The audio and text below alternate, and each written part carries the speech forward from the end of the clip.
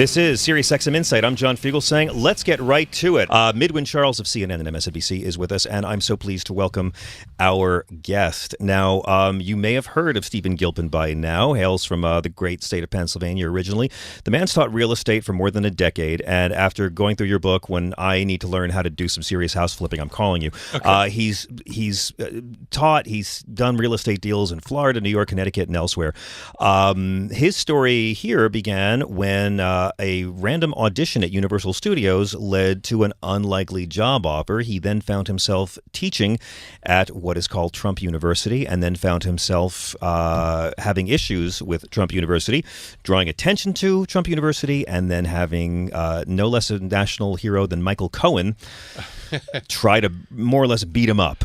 He documents his story of what happened and how his experience went the way it went and what was really going on all along in his new book, Trump U, The Inside Story of Trump University. Stephen Gilpin, welcome to SiriusXM Insight. Thank you for having me. Thank you. Emma Brown of the Washington Post wrote, instead of a fast route to easy money, these Trump University students say they found generic seminars led by salesmen who pressured them to invest more cash in additional courses.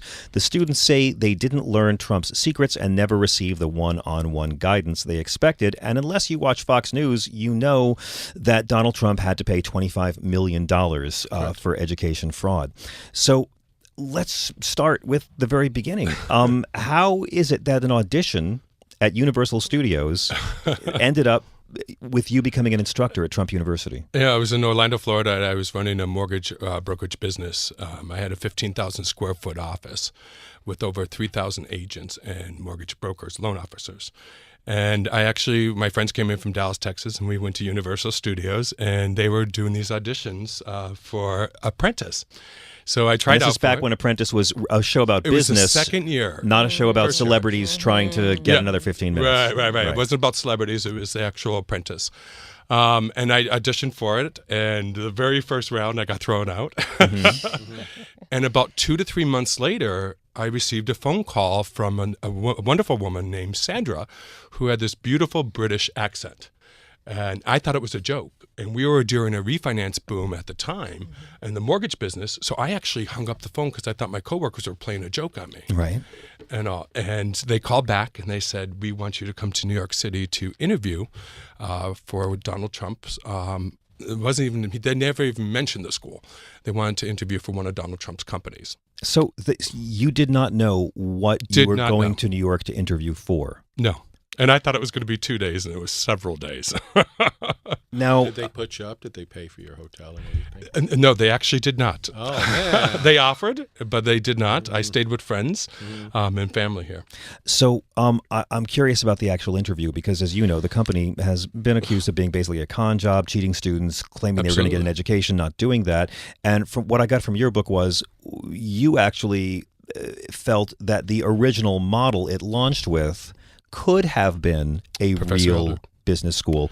Absolutely. What was the interview process like in New York, and what sort of things did they ask you? It was all about real estate laws and contract law, my experience, how many houses I've done, if I ever filed for foreclosure, if I was ever in bankruptcy, did I actually flip properties, was I involved, was I licensed and credentialed? There's Trump talking about flipping again. Should be illegal. But yeah, it was actually I had to show proof of all the properties, addresses, and HUD-1 settlement statements. Oh, wow. That I actually do what I do. I had to show my license. I was licensed for several years in the business because I grew up in the business. My father was a builder. So I had to prove everything.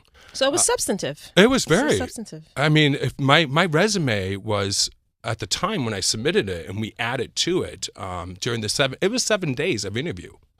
Just so everybody knows that. Yeah. And it was, I show up, and 2 hours later, they would finally come and get me. I was like, you keeping me waiting? I have a company to run. But they were looking for real, successful real estate folks with real know-how to be a part of a credible model for people to learn about how to break into the real estate business. I was actually replacing, which I didn't know at the time, I should have did more questions, Professor Eldred.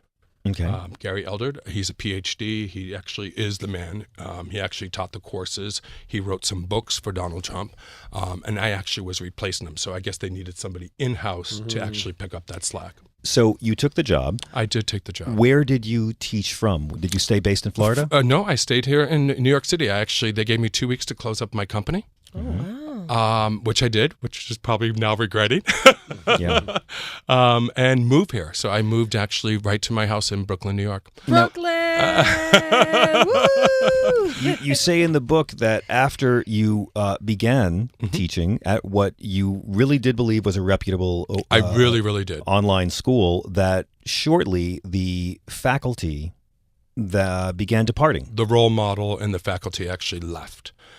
With no excuse. Again, I should have questioned it then. A lot of people started leaving, and they were just going on to better jobs or better careers, and that wasn't the truth. So I was lied to right from the get-go. So in 2007, 2008, they actually switched their business model. From that online education to their CDs, their books, they went into more sales-driven through Prosper and these other companies that I call sharks. So rather than join us and we will teach you, it was join us and we will continually try to sell you more things. Exactly. And can I ask, what was the appeal to you of working there as opposed to having your own business in Florida? Because we were going through the refinance boom. It was the final phase, and the market was actually changing. So in Florida, you're building McMansions in real estate. And the property values, if you bought a house today for $250,000, sorry about that. That's okay. If you bought a house for today for $250,000, it was worth $350,000 in 30 days. So the market was growing so fast and so rapidly. And people were refinancing, pulling equity out, and they were actually reinvesting it for residual income. So that was Thank you, Freddie Mae. Yeah, And, Fannie Mae, Freddie Mac. And the ownership class, boom. Thank you, Bush. No doc loan. I had taken out 13 mortgages during that time period. Which it should have never happened today. Barney Frank would never allow that. But it was no doc loans, stated income loans. It was the beginning of the crash. And then all of a sudden, the market started switching. The second week of August 14th, I think was the day. I remember Bear Stearns collapsed. Yeah.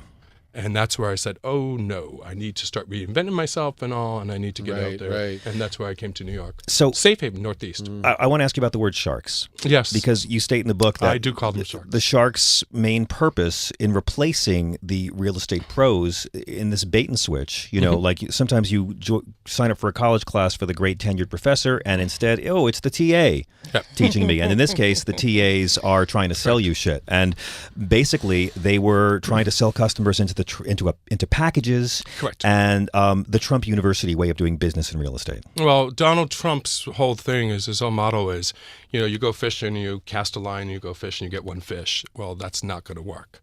Not with Donald Trump, and not with the university. They need to get a ship and bring in nets and take all the money and take all of the and cast that line even bigger. So that was the whole purpose of it, is to bring in the actual people to actually do upsells and upsell them into it. So you get a golden ticket, we call them. And believe it or not, people still use this golden ticket today. Oh, yeah. You get it in the mail, especially, and you've already been searched out. You've already been in a database. Most of the databases are out of Utah. They actually send you that golden ticket. It's a free event. You're going to attend it for a half a day. And then all of a sudden, they're going to upsell you right then and there to a $1,500 3-day workshop. And you're going to get a little tidbit of real estate knowledge. Well, some of these sharks, that real estate knowledge was not real.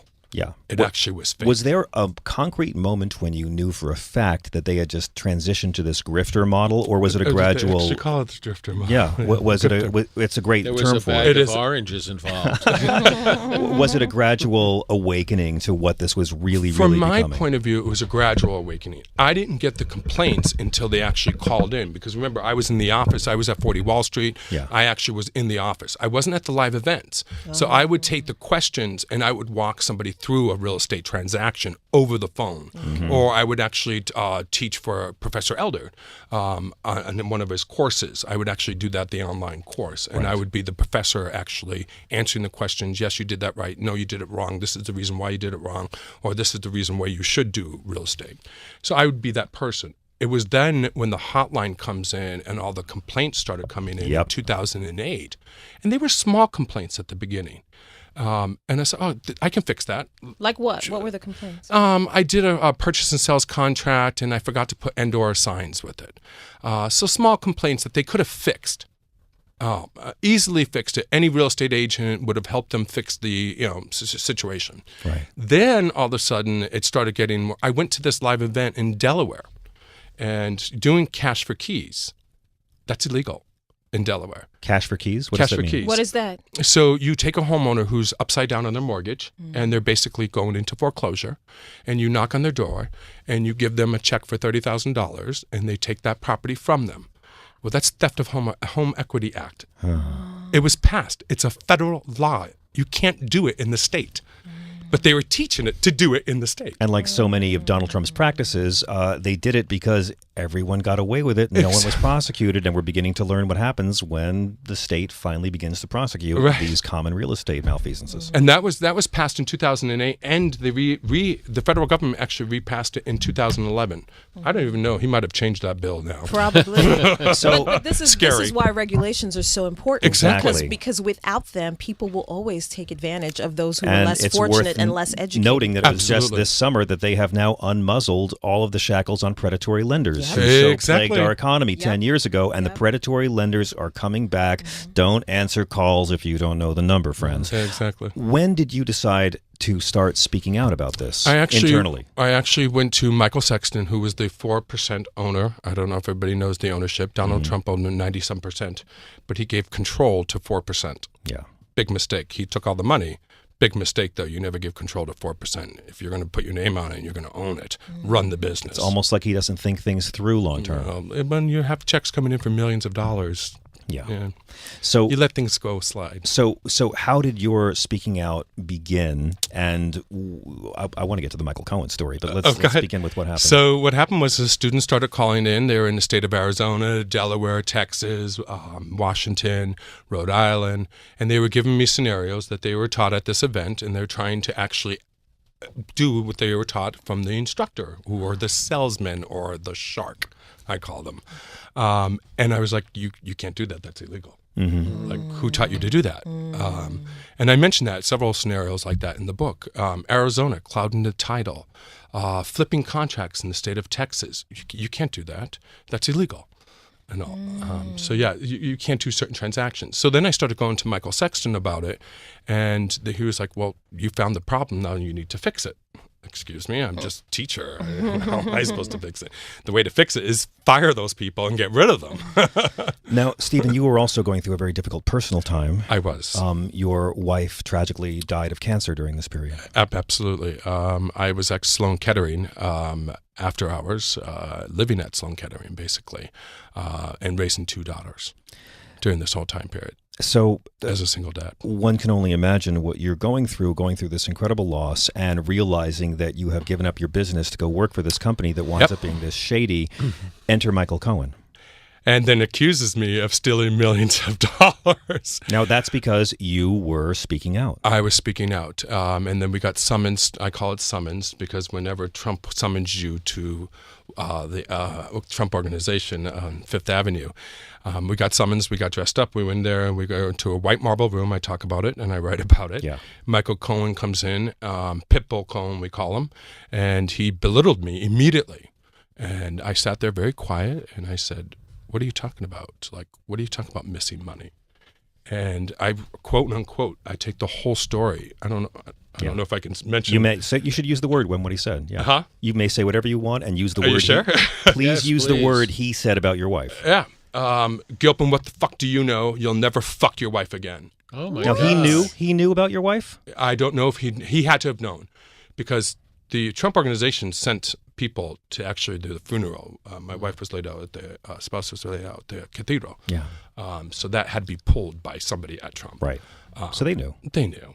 So This was meant to intimidate you into silence. it was definitely imitate me, or to absolutely intimidate me. So they'll say we're going to accuse you of stealing if you go public. Which is ironic because we never controlled the money. Yeah. We never touched the money. I was just the teacher teaching. Yeah, I mean that's. So you just drew a salary. Yeah, we just drew a salary. Okay. But like the teacher at a real university doesn't have his hands on the endowment money. Exactly. exactly. We would never have it. Right. So, I have to ask. I mean, then of course, it seems in the book that in the beginning you admired Trump.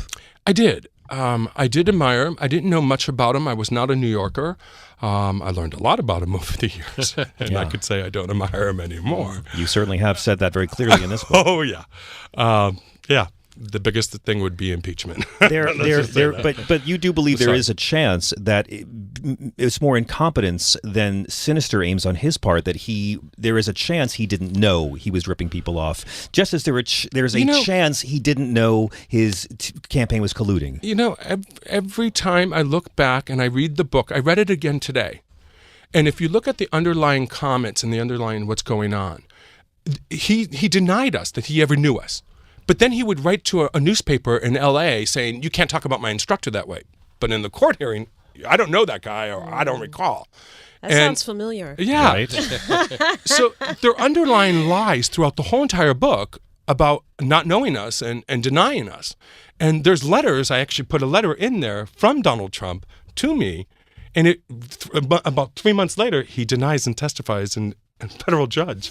I don't know who he is. Because in the beginning of the book, you state, at Trump University, truth was a relative concept subject to revision on a whim. Correct. And to me, your description of the organization totally mirrors the administration. No attention to detail whatsoever. All manner of shady guys come and go. The president, the boss, only cares about how he appears and being worshipped by people. And in many cases, it may just be an incompetence rather than an actual evil. It's a learned behavior from his father. Oh. If you're just joining us, of course, you remember Trump University, the infamous and elaborate scheme to con American taxpaying citizens out of their hard-earned dollars. Stephen Gilpin really became an expert in leveraging properties and saw it as a way to potentially help declining neighborhoods and make a profit in the process. He wanted to share his knowledge with others and was invited to join Trump University's Trump Entrepreneur Initiative as a master real estate coach to teach in the shadow of a guy who at that time he admired. And so he jumped at the chance. Little did he know that very soon the credible instructors would be leaving Trump University. And as soon as he began asking the wrong questions, he had the obligatory threatening conversation with Michael Cohen. Yes. What were your face-to-face... I want to ask how it ended. He actually said to you, you'll never fuck your wife again. And Yes. your wife had just died of cancer when he says this. Absolutely. How did this exchange end? I actually, I was so shocked and belittled by it. I just very calmly said, "Sir, I hope I never fuck my wife again. My wife has been dead for 12 months." Oh my God. And Wow. then all of a sudden, this triangular speakerphone in the middle of a conference room table pops up Donald Trump's voice. He was listening to the whole entire conversation. Mr. Cohen, get in my office immediately, and screams. And I looked at my other employees that were there and summoned for it. And one of my employees, a former colleague, Mark, actually busted out laughing. And it was just so bizarre that the only thing I could do was laugh. And I actually started laughing, and I thought to myself, oh my God, I can't believe of all the stuff and the millions of dollars I helped this company make and save, and then put my life on hold. And during not even spending time with a dead spouse, a dying spouse at the hospital. I mean, to be insulted that way just was awful. How did it feel for you last week to hear Trump begin saying that he really never had much of a relationship with Michael Cohen over all those years? He's the fixer. He's been the fixer. The only good thing about this is I actually, in one of the interviews, I said, Mr. Cohen, just do the right thing. And to this day, I say the same thing. Do the right thing, but do it quicker. And Midwin, like the senators in Congress, the right thing is serving your donor, which is Mr. Trump. Right. Well, the beautiful thing now is that Michael Cohen is now a convicted felon. Isn't that nice? Isn't that nice? Did you have a Doesn't nice that week? feel good? People, I did actually have. I did. He's going to end up being someone's wife. Oh, no. Yeah. What? And now- you know what? I hate to say it. You know, karma. Well, I'm not a big fan of. I'm a big fan of prison rape jokes. Not a big fan of prison rape. Let me ask you, what were your face-to-face dealings with Trump himself like? I've only met the man, actually. He came into the office. He would actually not even shake our hands. He wouldn't even afraid of talk to germs. us. Germaphobe. He was a germaphobe. But he doesn't use. But you know, condoms. that's weird because when he was running for use condoms he doesn't use with condoms. with porn stars. I mean, let the record Yeah. reflect. Sorry, Miss September. It I only can't shake lasts your 2 hand. minutes. Yeah, exactly. That's long enough to get a Yeah, lot of that's stuff. true. That's true. Yeah. Yeah, that is true. So it was only the one nasty. meeting. No, I met him in the elevator. He actually knew who I was, which is kind of weird because I read about that, and then later on he denies it 3 times to a federal judge. I don't know who the guy is. Judas. But yeah, I met him twice. He came into the office, and then I did a podcast with him over the phone. Oh, that's right. That's Yep, right. I did a podcast. It's amazing reading He does this. podcasts. He really isn't rich. So funny. He does podcasts. What's amazing to me is you say that you still believe that Trump University could have been fixed. Absolutely. And you could've. talk a bit in the book about your attempts to fix the company. How could you have righted that ship? Actually, I did an Excel spreadsheet, which I found when I was writing the book. I was going to actually publish it. A Microsoft Excel spreadsheet in a PowerPoint presentation that I was going to Michael Cohen, ironically, to actually fix it. Yes, we would have had to give out a lot of refunds. Yes, we would have had to done a whole new management system. We would have to bring in Professor Elder and all the professors back that we've gotten rid of. But it could absolutely went legit. It could have been a legit school. And I'll prove that to you. After I left, all of our courses that we taught, I got approved through the Department of State, through the Board of Ed. So the actual courses are legit. See. You know what I mean? They Yeah, could have been the courses you taught. Yeah, the courses that were guys like, because some of these courses were like the guy at the airport Marriott saying how to buy gold. Exactly. Yeah. No. It just seems like the model that we now see in our government model, which is the model of like the mob restaurant and burning it down for the insurance money. Very, Now, I know very much so. if you could go back and do it all again, I'm sure you wouldn't. I would even not. if you had. But let me ask you, I know you're doing okay, you're still working, but how has this impacted you professionally, your association with this university and your public denunciation? I could not actually apply. Afterwards, I applied for jobs. The only jobs that I received is Donald Trump's golf partners. Oh, who gave you jobs? Who gave you offers? It gave me jobs. I Gave actually you worked jobs. for Richard Levine, Donald Trump's golf partner. And there was no quid New pro York Real quo of Estate silence with that. You still wrote the book, even though his I friends still fired wrote. you. I actually quit because of the similar reasons why about Trump University book that I actually wrote and what Trump University was doing. I quit because of that. So you could have kept that job I if you could have had kept kept that your job. mouth shut, not written the book. Absolutely. Why didn't you keep the job? I didn't want it. I didn't want it. I couldn't go on anymore with it. And I was still helping students out. And I couldn't believe that this man was running for president of the United States after going through all of this. How black a mark is this on your professional record? I don't know if it is now as much as it was then. I'm not going to be able to work in corporate America, that's for sure. So I still teach. I don't know if everybody knows that. I still teach here in New York City. I still teach real estate. I still teach real estate investing. I still work with Trump University students. They all know. They can call me anytime. I will actually work with them. Well, you for certainly free of spoke with a lot charge. for the book, yeah. I actually still work with them also today. I actually teach. I write my books. I wrote several books that are now getting approved through the Department of Education, so they can actually be college courses. So that's what I've been. And I just got in from Baltimore, Maryland, and in blighted neighborhoods in Baltimore, South Morley Street. I buy properties and I buy, fix, and flip them. I do construction. I do what I teach and I practice. I do it. And you love it. love You it. love flipping houses, I building love houses, renovating houses. Absolutely, I absolutely. If you look at my arms from my you can actually see paint marks. No, listen, I was I've spackling had and painting friends this who week. just develop such a passion for it. It's actually seems really fun to me, and I If I'd known you last week, I would have asked you to help me move. you know, Stephen, you begin the book when you were served with a subpoena. Yes, at my house, I almost gave my address. I came home. It's ironic because my attorney, Avi Sheik, that they hired for me, is actually in this very building. I thought, oh my God, I'm being set up. I'm going to be served papers again. Well, we have some people who want to talk to you, Stephen. We can put the fake microphones away now. So I spent a lot of time here at night from 8 o'clock till 1 in the morning. Many weeks, many months. And this is actually. the state of New York. The state of New York, just for the subpoena. So the subpoena was taped on my door, and I actually opened the book about it. My neighbors You have to realize when cops come to your home and they're looking for you, they're asking people in your building about you or who you are, where do you live, what unit you are, because my number and my name is not on the building. And the mailbox, I made sure of that because, I always got visitors from Trump University and stuff. But the subpoena was taped to the front door of the building. Oh, my God. It was taped to my front door, not once, not twice, 3 different times in 3 different states. And that's a real embarrassment because at the time, I thought the whole thing was over with. Right. And then I'm being drugged through this. And a lot of people don't understand and realize this just ended. My life just started this year. In February 6, 2018, this whole trial and everything just ended. So my life is just now starting. Then we talked about this in the break, but I want to bring our listeners in on it. It was after the election and before the inauguration when Donald Trump, who would never settle out of court because that would be an admission of guilt, settled as quickly as he could, and the New York State Attorney General's office really went with a lowball offer for Trump. They did. He paid $25 million for education fraud, but walked away still having made a profit. First off, you have to realize he wrote off $25 million plus the business, plus he made over $20-some million in profit. Yeah.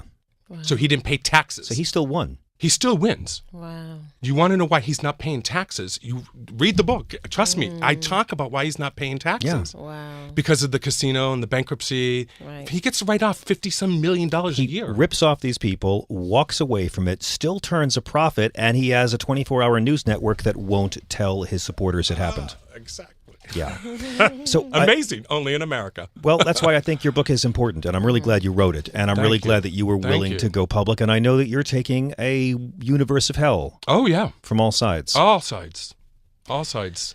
I mentioned all sides contact me. I actually have, believe it or not, just when the book came out, I met with my attorneys. We got rid of everything. All of your assets you had to get rid of because we never know what will happen. Right. And then we had to go up into the mountains. I'm not going to say what mountains, but I have a cabin up in the woods just for my protection. Oh, my God. I actually leave here today, and I'm going to that cabin because you never know. Wow. And it's not. It's a holiday weekend. Can we come? I have no neighbors. You can do anything you want, and no one will ever know you're there. Have any conservative media outlets reached out to you for an interview, or has your publisher pitched you to any conservative media outlets? They have not, as of yet. Some of them have reached out, and some of them I just flatly will not interview with. Because you think they're just going to try and make it about why did you rip off these kids and sell Mr. Trump's good name? And it's, and soil his name. They would do that. Absolutely. One final question. Earlier in the segment with Midwin, we talked about how this year the Trump administration, in their ongoing effort to bring about another crash, has loosened the reins on predatory lenders and all of the regulations the Obama administration put in place. Started. It's done.